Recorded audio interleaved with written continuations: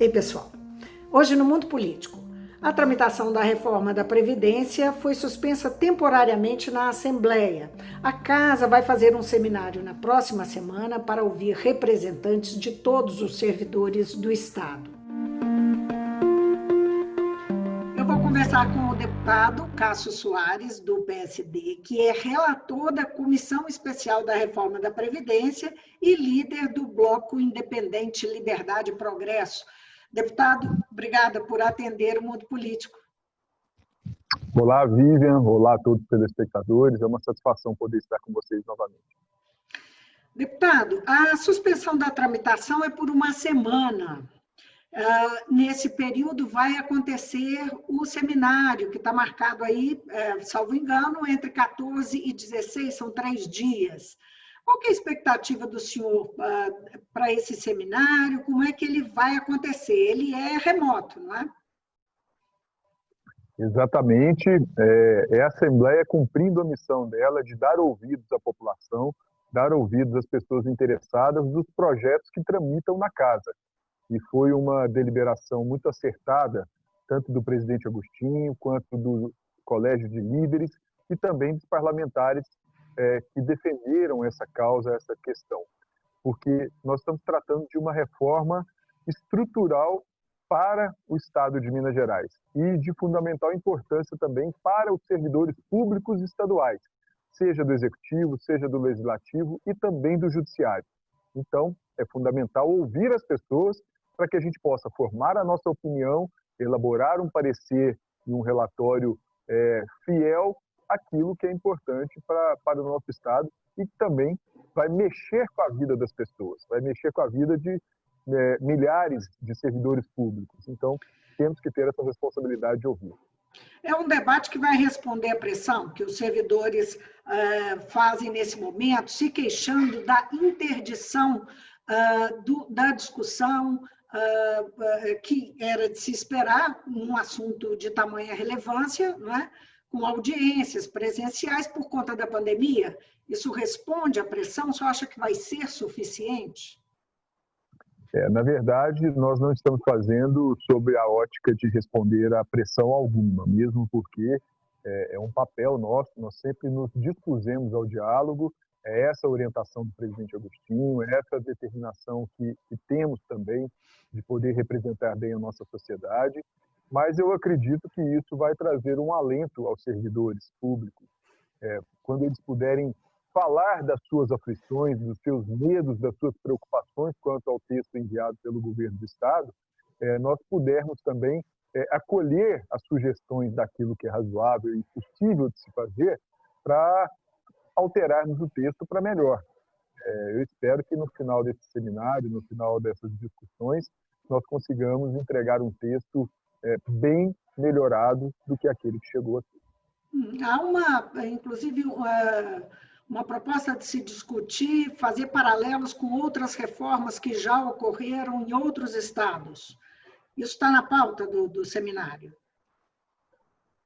É natural que a gente pegue alguns exemplos de estados que já avançaram nas reformas, exatamente para saber se há uma proposta interessante já pensada, já estudada, e que a gente possa aproveitar as ideias. Nós teremos muita humildade de perceber o que foi feito em outros estados e se tiver alguma coisa a ser aproveitada, o faremos com toda a humildade. Agora, o senhor fez referência aí a o que deve ser levado à discussão. Nós sabemos que chegaram 2 propostas, uma que é uma PEC, né, uma proposta de emenda à Constituição, a outra é um PLC, que é um projeto de lei complementar, e essa passou por um fatiamento na Comissão de Constituição e Justiça. Houve modificação. E de agora para frente, o que vai andar são só os temas, estritamente os temas previdenciários, não é? Eu queria que o senhor explicasse um pouquinho, depois a gente conversasse também sobre como está a discussão para esse tema exclusivamente previdenciário daqui para frente. Mas antes eu queria que você explicasse por que chegaram 2 projetos e como é que isso vai caminhar. 2 Olha, propostas. do ponto de vista do legislativo, do processo legislativo, nós temos a PEC 55, que é a que trata da reforma previdenciária, é uma proposta de emenda à Constituição, e ela remete muitos dos detalhes que conterá nessa emenda constitucional ao PLC, que é um projeto de lei complementar. Para dentro desse projeto de lei complementar, sair os detalhamentos de como proceder determinados artigos da PEC. Eu não sei se me fiz entender muito bem, mas não é concebível, não é adequado você colocar na Constituição Mineira minúcias quanto a percentuais, quanto a contagem de tempo, algumas situações que não são pertinentes a conter na Constituição do Estado. E aí você faz a remissão a um projeto de lei complementar que detalha como será implementado aquilo que está na Constituição. Então, por isso que são os 2 projetos que estão tramitando. Agora, de fato, só parte de um e de outro é que vai ser levado à votação em plenário. Sim, foi uma tentativa do governo, foi uma proposta, uma ideia do governo de mesclar o que seria a reforma previdenciária com reforma administrativa, o que dificultou muito o andamento. Tanto que quando bateu aqui, quando foi protocolado pelo governo do Estado esse projeto com tantas modificações nas carreiras e nas questões administrativas, houve uma resistência muito grande por grande parte dos parlamentares. Então, por isso, a opção por fatiar, por separar aquilo que é administrativo do que é previdenciário e a gente poder avançar numa discussão que é a premente, que é a reforma previdenciária, que já não era sem tempo de discutir. Agora, o presidente Agostinho Patrus avisou ao governo que foi tomada uma decisão da Assembleia de que esse tempo, 31 de julho, não é possível. E é um tempo que vem lá de uma demanda, de uma portaria que saiu do Ministério da Economia no governo federal. Qual que é a expectativa de que isso possa realmente, esse prazo possa ser prorrogado? E caso não seja, deputado, como é que, o que poderia ocorrer? Bem, nós temos os nossos prazos regimentais na Assembleia. O governo do Estado levou um bom tempo para encaminhar o projeto de reforma da Previdência para a Assembleia. Tem os motivos dele, não quero entrar nessas questões. O fato é que quando entrou na Assembleia Legislativa e começou a tramitação, é um projeto muito complexo, é um projeto que requer muito diálogo, muitos debates, e eu solicitei ao presidente, solicitei ao colégio de líderes, outros líderes também concordaram e definiram, e nós tivemos a sensibilidade do presidente Agostinho para que nós pudéssemos não correr com essa matéria. Não é nosso interesse fazer uma reforma da Previdência de forma atabalhoada e de maneira porca, se me permite assim dizer. Então, é necessário que tenhamos tempo para discutir, debater e aí sim levar a plenário um texto elaborado sobre várias mãos, sobre várias vozes que opinaram quanto às modificações necessárias. O prazo do dia 31 de julho foi um prazo estabelecido por uma portaria federal em que, se o Estado não realizasse a sua reforma da Previdência até 31 de julho, ele passa a ter prejuízo de receber recursos voluntários através de convênios federais. Mas não serão 15 dias, ou menos, ou mais 15 dias no mês de agosto, nós vamos sobrepor o prejuízo de se votar uma reforma da Previdência de maneira inadequada com esses recursos que, eventualmente, o governo do Estado deixará de receber.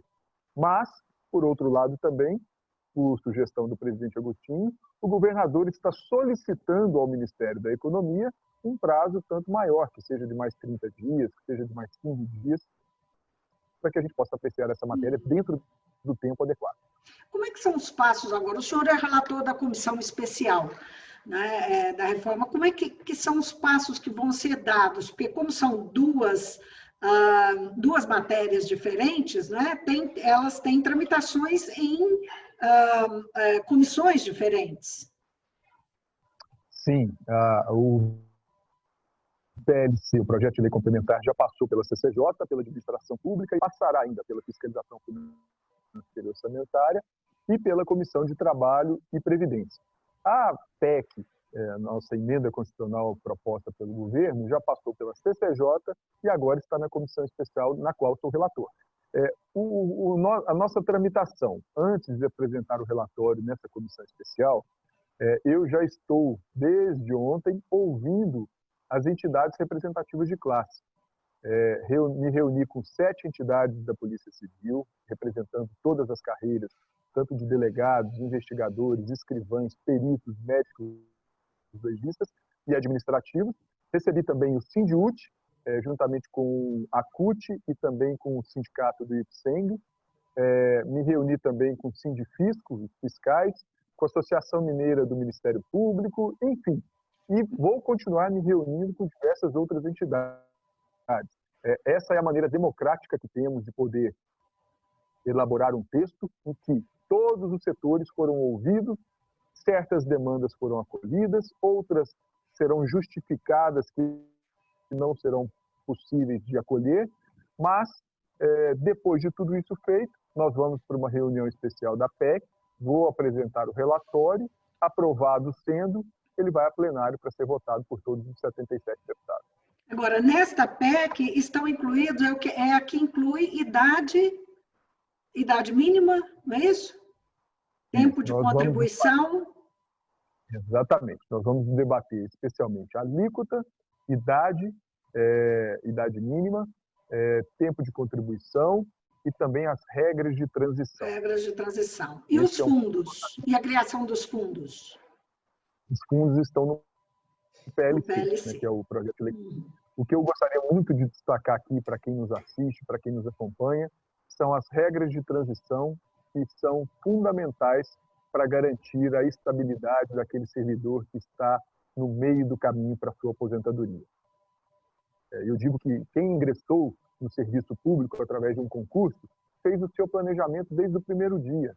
Então, não é justo você pegar alguém que está no meio do caminho para aquela aposentadoria, que se organizou para tanto, e você falar, não, agora a sua regra mudou, o seu tempo é outro e o seu planejamento foi por água abaixo. Então, nós temos que trabalhar essa regra de transição para ser o mais justo possível com aquela pessoa que está no meio do caminho para a sua aposentadoria. O senhor está dizendo, então, que a Assembleia muito provavelmente vai fazer mudanças naquilo que está proposto. A minha tendência como relator tenho falado com os líderes, tenho falado com o presidente, com os colegas deputados e deputadas, e ouvido as pessoas que estão representadas pelas classes, sindicatos e associações. Eu creio que é fundamental tratarmos com um carinho especial a regra de transição. E a questão das alíquotas, deputado? Como é que o senhor acha que é passível de negociação, de alteração? Eu creio que sim. Nós tivemos as alíquotas enviadas pelo governo de 13 a 19. Acho, de certo modo, um pouco acachapante tratarmos de 19%. É uma alíquota progressiva, quem ganha menos paga menos, quem ganha mais paga mais. É perfeitamente possível fazermos alguns estudos e chegarmos em algumas faixas salariais com alíquotas diferentes, tendo sempre essa premissa, quem ganha menos paga um pouco menos, quem ganha mais paga um pouco mais, e aí sim sustentar um processo de previdência futuro que seja sustentável minimamente. Tem 2 pontos, por exemplo, que são bastante questionados, que um é o fato de ter incluído, propor, né, a inclusão de pessoas que estão numa faixa aí abaixo do teto do INSS, que hoje não pagam, não contribuem e que são aposentados e pensionistas, passar a contribuir. Eles estariam aí inclusos, teriam que passar a contribuir. Outra coisa que é questionada também bom, esse é um ponto, eu queria que o senhor comentasse esse ponto, depois eu passo para o outro. O senhor acredita que isso vai permanecer, que é bastante criticado, porque são pessoas que ganham pouco? Nós estamos fazendo a seguinte lógica: quem ganha pouco vai pagar pouco, até abaixo dos 13% pensado pelo governo inicialmente. Nós estamos pensando em puxar a alíquota mínima para talvez 11%. Não sei precisar aqui ainda, porque depende de muitos cálculos fatoriais. Isso, pessoal da ativa. Pessoal da ativa e da questão do inativo, eu penso que o seminário da semana que vem será uma oportunidade muito grande para ouvirmos do governo do Estado quais são as possibilidades de mexida no texto. Será que realmente é necessário taxarmos os inativos e os pensionistas? Será que o percentual de taxação dessa classe precisa ser a proposta pelo governo? Então, acho que temos muito que avançar, temos muito que aprimorar, mas é importante ouvirmos a parte na próxima semana. Uhum. Como é que está a discussão interna entre as lideranças da casa, não é? Porque até onde chegou para nós, não há um acordo ainda em relação a essas matérias. O grupo de oposição tem muita resistência, tem muitas dificuldades ainda em aceitar a reforma da Previdência, mas tem total abertura para o diálogo, e é isso que nós estamos fazendo. Nós temos o líder André Quintão, o líder Ulisses Gomes, representando todos os demais, e há uma possibilidade muito grande de podermos aprimorar o texto com as contribuições da oposição. Ontem mesmo recebi um Sindiút, que é um sindicato muito representativo, talvez da maior classe de profissionais públicos do Estado, e diante disso, nós tratamos. Sindiút, vocês não querem a reforma da Previdência, mas ela vai acontecer. Não é melhor vocês participarem opinando dentro daquilo que é mais interessante para vocês do que simplesmente negar? Então, eu creio que esse diálogo vai acontecer e que nós vamos conseguir chegar num ponto de equilíbrio aí muito bom para Minas Gerais e para os servidores públicos do Estado. Agora, deputado, qual que é a margem aí, não é, a possibilidade de se considerar aquilo que o governo está propondo, as contas do governo e as explicações atuariais do governo, né, como a referência máxima? Eu digo isso porque eu conversei com o presidente do Sindifisco em Minas, que é um auditor fiscal e uma pessoa que está à frente com uma visão das contas e da situação do Estado. E ele questiona muito as escolhas que o governo fez, não é?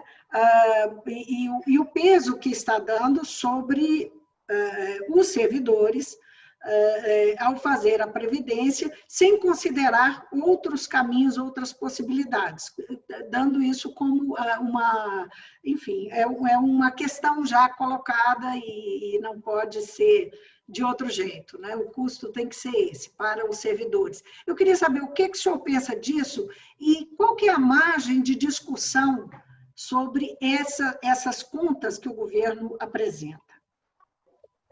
Olha, eu quero repetir aqui uma fala do presidente Agostinho para iniciar a minha explanação sobre essa sua pergunta. O servidor não é o vilão da história. O servidor público não é o algoz dessa reforma da Previdência. E não tem nada a ver com o problema financeiro que vem sendo acometido o governo do Estado. Então, não se pode pensar que uma reforma da Previdência é para sanear contas públicas meramente. Nós estamos falando de uma modernização de um sistema previdenciário que é necessário acontecer. A expectativa de vida das pessoas aumentou ao longo do tempo, as alíquotas aí estão sendo repensadas, então é uma modernização do nosso sistema de previdência. Isso é óbvio que vai ter uma consequência financeira favorável e positiva para o governo do Estado, mas nós não podemos falar porque existe um déficit, nós vamos aumentar as alíquotas e o tempo de contribuição do servidor para superar esse déficit. Isso nós temos outros caminhos e caminhos mais legítimos. Nós votamos no final do ano passado a permissão para que o governo do Estado possa antecipar os recebíveis do Nióbio, dos royalties do Nióbio. Até agora não aconteceu, o governo está correndo atrás para fazer, mas será um dinheiro novo que entrará para o governo de forma antecipada. E existem também outros mecanismos, trabalhar aí o crescimento da economia, que não depende só de Minas Gerais, depende do nacional e internacional, sendo assim a arrecadação do Estado cresce. formas de atrair novas empresas, indústrias, geração de emprego. Então, são questões que têm que ser trabalhadas paralelamente e não simplesmente pensar. A reforma da Previdência será para coibir, de certo modo, o déficit financeiro que existe no Estado. O governo ele faz ele usa um outro argumento que ele quer fazer justiça social com a reforma da Previdência. De certo modo, quando nós falamos que a justiça social ela vai trazer para a Previdência do Estado uma sustentabilidade um tanto maior, que hoje essa sustentabilidade não existe, está muito crítica, né, muito frágil, nós podemos pensar sim que o servidor vai ter uma condição um tanto melhor para o futuro. Mas para que isso aconteça, nós temos que primeiro ouvir as pessoas, repito aqui, e insisto, desculpe até ser muito repetitivo nesse ponto, mas porque somente quem está no dia a dia lidando com as dificuldades de ser servidor público que sabe onde o calo aperta, né? E dessa forma, o que eu venho dizendo é que quem faz o Estado? Qual é o motivo de ser do Estado? É o Estado prestar serviço à comunidade, à população, na área da educação, da saúde, da segurança, diversas coisas.